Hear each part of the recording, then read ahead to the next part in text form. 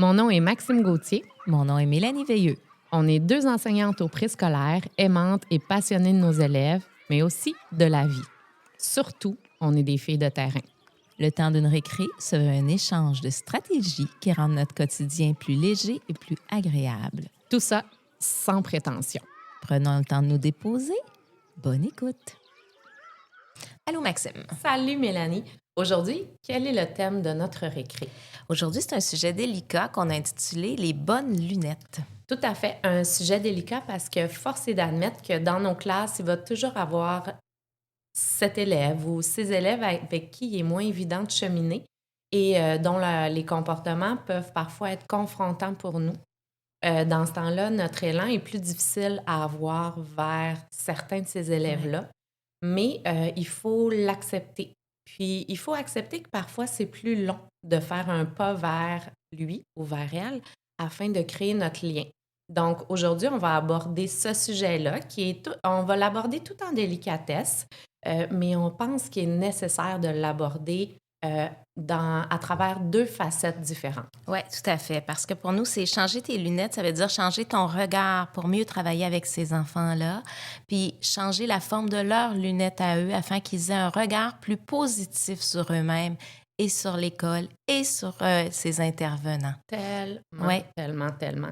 Donc, si on commençait avec changer nos lunettes à nous... Puis c'est toujours dans cet ordre-là qu'il faut le faire. Oui. Hein? Il faut changer nos lunettes à nous avant de penser à changer les lunettes des enfants. Ça part de nous et du regard qu'on porte sur eux. Vraiment.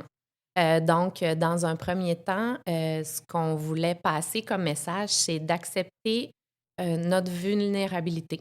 Ça se peut que parfois, ce soit plus long de créer des liens, puis c'est correct. Mais ça peut être plus long, mais quelque chose qu'on s'est dit qu'on n'avait pas le droit. On n'a pas le droit de ne pas aimer un enfant. Aimer nos élèves, aimer les cocos qui font partie de notre quotidien, c'est dans notre contrat. Oui. C'est dans notre mandat. C'est dans ton mandat. Puis moi, je dirais même que je me commets à la réunion de début d'année envers les parents et je leur dis, là, si ça vous préoccupe, parce que moi, ça me préoccupait quand mes enfants sont rentrés à l'école, je me disais tout le temps, et si son enseignante ne l'aimait pas? C'est vrai que c'est une peur que les parents ont. C'est ça, on ne sait pas, nos enfants sont tous différents. Nous, c'est sûr qu'on les aime inconditionnellement. Fait que je leur dis, ça, enlevez-vous cette peur-là du cœur, je vais les aimer, c'est mon engagement envers vous, c'est mon premier engagement.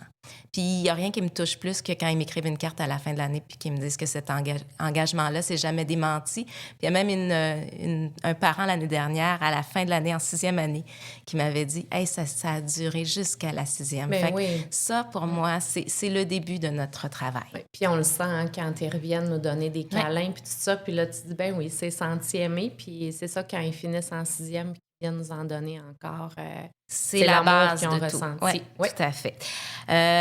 Note toutes tes interventions tout le temps parce que quand tu es avec un enfant où c'est plus difficile, si jamais tu as besoin d'aller plus haut éventuellement, ben ton dossier sera commencé. Puis ces faits-là, c'est là-dessus que tu vas baser le restant de ton travail. Oui, toutes tes petites notes, dans le fond, ça peut être un mot, une phrase avec une date. Oui.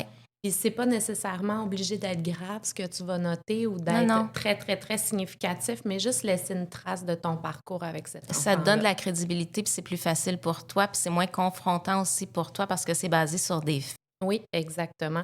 Puis qu'est-ce que tu auras à nous donner, mettons, comme conseil quand le comportement d'un élève nous confronte vraiment? Là, tu m'en as déjà donné des beaux conseils là-dessus. Oui, il faut toujours partir de nous. Tu sais, qu'est-ce qui te confronte dans ça? Tu sais, qu'est-ce qui vient te chercher? Parce que si tu te poses cette question-là, si tu es honnête avec toi, après ça, là, ça va te permettre de prendre une distance puis de t'en tenir aux faits. Mais souvent, ce qui arrive quand il arrive un moment où c'est plus difficile, où on a de la misère à créer un lien avec un enfant, c'est qu'on est dans l'émotion. On est vraiment dans l'émotion, puis là, on n'arrive plus à réfléchir de la bonne façon.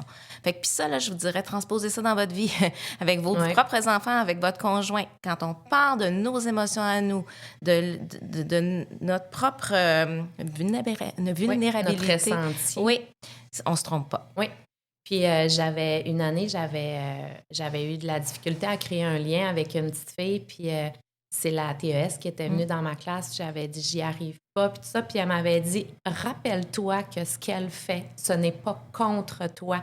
Ça, là, ça m'avait fait du bien parce que j'ai réalisé à ce moment-là que cette petite cocotte-là avait une maladresse à m'expliquer son malaise, qu'elle n'y arrivait pas, mais que, dans le fond, c'est juste ça qu'elle essayait de me dire, puis c'était pas pour m'attaquer qu'elle faisait des choses comme ça, c'était juste pour me dire « j'ai besoin de toi à l'aide ». Oui, puis encore là, on l'avait fait, ce cheminement-là, de dire, mais qu'est-ce que ça vient chercher en toi? Tu sais, pourquoi ça te dérange tant? Puis pourquoi tu penses justement que c'est contre toi? Puis quand on a défait tout ça, c'était tellement plus facile d'intervenir. Le pas c'est fait comme oui, je dirais, tu immédiatement. reprends ton pouvoir. Oui, tu sais, c'est vraiment ça, les mots, c'est que tu arrêtes de le donner dans l'émotion. Tu sais, fait que voilà. Puis justement, moi, il y avait une intervenante à un moment donné, elle m'a sauvé la carrière parce que elle m'a dit, attends pas des amener dans ta douche, dans ton lit. Si tu penses à eux tout le temps, c'est parce que tu dois aller chercher quelqu'un d'autre pour t'aider. Amène-les dans tes rêves pour le positif, mais amène-les pas dans ton lit pour penser aux problèmes. C'est ça. Tu t'en parlais en bien, on en parle tout le temps de nos élèves, ils font partie de notre vie, mais quand ça devient obsédant, ça veut dire, OK, là, ça dépasse mes propres compétences et il n'y a pas de honte à aller chercher de l'aide. Tout à fait.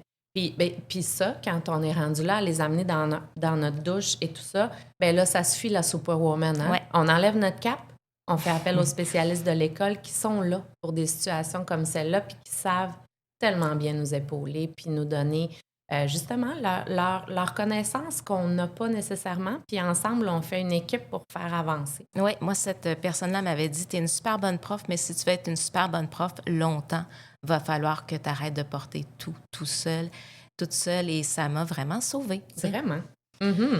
Alors là, il est le temps de regarder comment on peut changer la forme des lunettes de nos petits cocos. Oui. Alors, on va te donner ici une série d'interventions à essayer afin d'aider ton élève à adopter des comportements socialement acceptables à l'école. Ça, c'est vraiment important. Vraiment. Oui, socialement acceptable, c'est un beau mot. Oui, pour parler ça. Des comportements. C'est pas qu'on veut les changer, c'est pas qu'on veut changer leur essence, c'est voir comment tu peux fonctionner en société. Fait que essaie-les, puis si ça fonctionne pas ou que tu te sens dépassé, voire envahi, va chercher les spécialistes de ton école sans attendre et surtout sans honte. C'est ça. Ça revient toujours à ça, hein? Oui. Sois humble d'aller chercher de l'aide. Oui, exactement. C'est à ça que ça sert une équipe école. Puis il y a plusieurs personnes qui ont des compétences diverses et qui sont là pour s'entraider. Qu'on est tous là pour s'entraider, en fait, va vers eux. Puis si t'es pas certaine, va demander à une collègue qu'est-ce que t'en penses, toi. Puis, tu sais, nous, on se le demande souvent, puis on se donne le coup de pied pour le faire. C'est pas un signe de faiblesse. Moi, je pense que c'est un message à passer, surtout à nos nouvelles enseignantes qui arrivent dans des écoles, qui sont jeunes puis qui veulent prouver je suis capable de faire ça toute seule. Ben non, même nous, après 20 ans et plus d'expérience de pédagogie, parfois, on n'y arrive pas. Pour moi, c'est un signe de courage et de confiance en soi. Ça s'appelle d'être assez solide pour dire ça, ce n'est plus de mon registre, ce n'est plus à moi, ça ne m'appartient pas, j'ai besoin d'une aide. Puis, comment je l'explique des fois aux élèves, c'est là, tu vas aller te calmer ailleurs ou tu vas aller chercher d'autres choses, puis tu vas revenir après. Avec moi, c'est pas je t'abandonne pas, là, c'est pas ça du tout. C'est qu'on va aller chercher d'autres moyens. Exact. Moi, je te dirais, fais-toi un plan concret pour changer les lunettes de cet enfant-là. Si tu sais où tu t'en vas, si ta ligne directrice est tracée, 50 de ton intervention est faite, il faut que tu en parles à l'enfant aussi, de comment tu vas l'amener. Ils sont tout petits, mais ils savent comprendre beaucoup de choses. Oui, puis tu dois te commettre. Fait que ça va t'obliger à poser ces actions-là, puis ça t'enlève une charge. C'est comme ça que ça se fait. Tu n'es pas en train de penser en même temps que tu interviens. Tu sais ce qui s'en vient. Puis il faut que ça soit des conséquences viables à long terme. Pas qu'ils se disent sur un coup de tête, là, je vais t'enlever toutes les sorties de l'année. Ça marche pas, là. C'est pas vrai. Tu feras pas ça. Fait que fais pas ça. Mais pense-y d'avance. Faut que ça soit réfléchi. Exactement. Tu peux aussi te créer avec l'aide de la TES ou des intervenants de l'école un système d'émulation positif. Ta phrase de défi doit être positive. Je serai en harmonie pendant les jeux libres. C'est quelque chose comme ça. Oui. Puis justement parce que le cerveau, il n'enregistre pas le négatif. On l'oublie souvent. Là, je suis en train de faire une formation là-dessus, mais donc c'est pourquoi on dit marche au lieu de ne cours pas, c'est que le poids ne va pas s'enregistrer. Donc, qu'est-ce que retient l'enfant, c'est court. Oui, tout à fait. C'est pas ça que tu veux. Puis aussi, c'est important de rappeler à l'enfant que c'est pas son comportement, c'est pas lui qu'on n'aime pas, pardon, c'est son comportement. Puis, tu sais, on peut lui dire, ton comportement, je l'aime pas, mais toi, je le sais que tu es extraordinaire, puis on va travailler ensemble pour changer tout ça. Ouais, j'en ai vécu une situation un peu plus difficile la semaine dernière. Puis ce que je disais à l'enfant, justement, c'est moi, là, je sais que tu es un être extraordinaire, mais là, ce que tu viens de faire, c'est un peu ordinaire. Exact. Donc, sais-tu quoi? Là, ce que je veux voir, c'est le plus beau de toi. Tout à fait. Puis là, on utilise aussi, toi, tu as tableau des 3 chances. Oui, bien, je m'étais mis ça. Là, l'année dernière, j'avais des cas plus difficiles, fait que j'avais 3 chatons que je tournais. Là, je te l'ai dit une fois, je le retourne 2 fois. Visuel. Oui, puis là, la 3e fois, j'appelais quelqu'un qui venait m'aider. Fait que pour l'enfant, c'est visuel. Pour moi aussi, je me commets. Oui, Moi, au il y a ses 3e, balises. c'est ça, Tout à exactement. fait. J'ai eu un petit coco qui avait de la difficulté à gérer sa colère, puis il avait une balle anti-colère. Dans le fond, c'était une balle anti-stress. Puis il la serrait très, très fort. Il mettait toute sa colère dedans.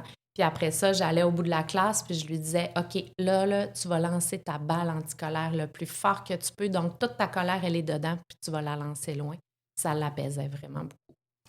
Moi, j'avais un volcan désamorceur de colère à un moment donné. Quand là, il y avait une crise qui se passait, on mettait le petit pion dans le rouge, puis là, on se disait, puis l'enfant était habitué, il y avait la même chose chez lui, comment on va faire pour revenir dans le bleu? Puis il y avait différentes étapes, là, genre, je m'en vais m'asseoir dans un coin tranquille, j'ai une balle, je respire pour revenir dans le bleu. Fait que lui, il connaissait ces étapes. Pour lui aussi, c'était apaisant. Et pour moi aussi, je n'étais pas dans la réaction constante. Puis c'est ça. Puis souvent, les trucs qu'on utilise à l'école peuvent être investis à la maison et vice-versa. Oui. Là, c'est quelque chose, c'est souvent un comportement à l'école, bien, à la maison, les parents vont le retrouver aussi. Assure-toi toujours aussi que ta conséquence, elle est connue. Donc, comme tu disais tantôt, là, voici, au bout de 3 chatons, je vais aller chercher quelqu'un. Ça, c'est vraiment important. Branche-toi sur leurs émotions, tu sais. Mm-hmm. Je sais que tu as de la peine, je comprends. Oui, nomme l'émotion. Tu es en colère, tu dois être vraiment fâché pour agir comme ça. Puis ça aide, ça désamorce beaucoup, ils ne s'attendent pas à ça. Exact. Ils sont habitués de te voir en réaction souvent. Tu as tapé ton ami, tu es en colère, mais sache que les tapes à l'école, on peut pas se le permettre, c'est interdit. Puis moi, je suggère d'autres choses aussi. Qu'est-ce que tu peux faire à la place? Quand tu as le goût de frapper, mets tes mains dans ton dos. Tu sais, de donner d'autres outils, quelque chose en échange. Tout à fait. Puis moi, je me prends comme exemple aussi. Est-ce que tu me vois taper les amis? Non. Ben, je pense que toi non plus, tu devrais pas taper. Puis ça fait réfléchir les enfants sur un modèle qu'ils ont, donc nous-mêmes. Ben oui, puis on le fait souvent, même nous deux ensemble, tu sais, aux récréations. Ben voyons, regarde, Mme Maxime, puis moi, si on est fâchés ou on ne s'entend pas sur quelque chose, on va s'en parler, hein, tu sais. Tu nous as-tu vu? Puis, ben là, on va finir sur notre petit mot doux. Notre mot doux. On l'a séparé en 2 parce que c'était un beau petit mot doux en 2 parties. Alors, trouve l'étoile scintillante au cœur de chacun de tes élèves. Parce qu'ils te font tous évoluer à leur façon. Et voilà.